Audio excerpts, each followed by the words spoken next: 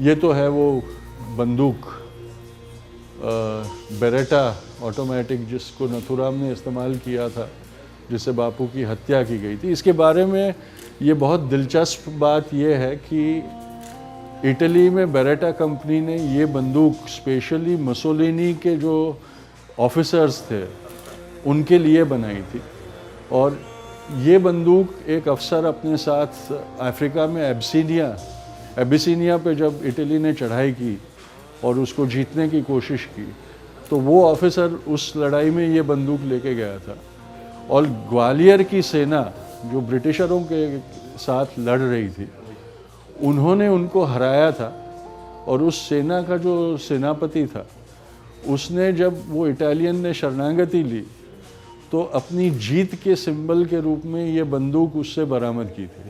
इस बंदूक को दुनिया में आज फैसिस्ट स्पेशल के नाम से जाना जाता है। ये पूरी जो बंदूकें हैं इस लाइन की, और वो एक फैसिस्ट स्पेशल बंदूक इटली से होती हुई, अफ्रीका होती हुई ग्वालियर पहुंची, और ग्वालियर से नथुराम गोडसे के हाथ में आई, और 30 जनवरी को शाम को इसी से बापू का कत्ल किया गया। ये जो गोलियां हैं वो इस बंदूक से जो बापू की छाती में दागी गई, वो गोलियों की तस्वीर है। इस तस्वीर का महत्व ये है कि हमारी परंपरा के मुताबिक बापू के पार्थिव शरीर को जब रखा गया था तो उनको पूरा ढक दिया गया था, सिर्फ उनका मुंह दिखाई दे रहा था।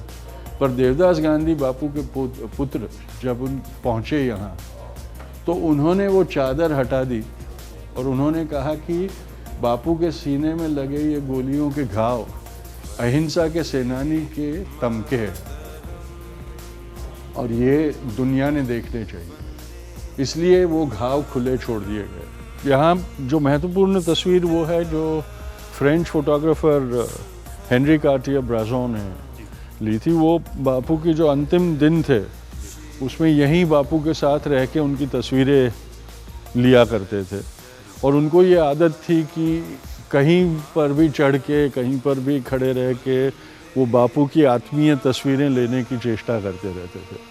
तो 30 जनवरी को जो दोपहर को बापू की सरदार पटेल के साथ बहुत महत्वपूर्ण मीटिंग थी, तो बापू ने ब्रेसों को बुलाया और बोले, तू इस मीटिंग में खलल नहीं करेगा, तू यहाँ रह के उटपटांग तस्वीरें लेता है, आज मुझे छोड़ दे, आज मुझे बहुत महत्वपूर्ण काम है।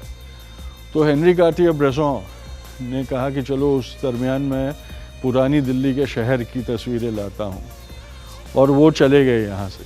तो हेनरी कार्टियर-ब्रेसॉन का वो था कि अगर उस दिन दोपहर को बापू ने उनको भेज नहीं दिया होता तो शायद वो मौजूद होते और तस्वीरें ले रहे होते उस कांड के भी।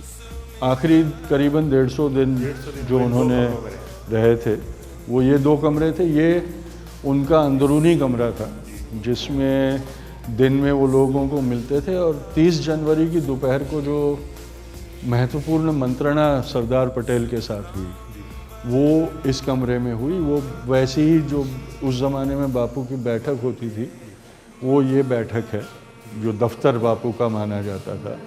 और अगर आप देखेंगे तो ये तस्वीर उस मंत्रणा की है जहाँ सरदार पटेल और बापू बात कर रहे थे। ये खंड जो है वो उनका दिन का खंड होता था।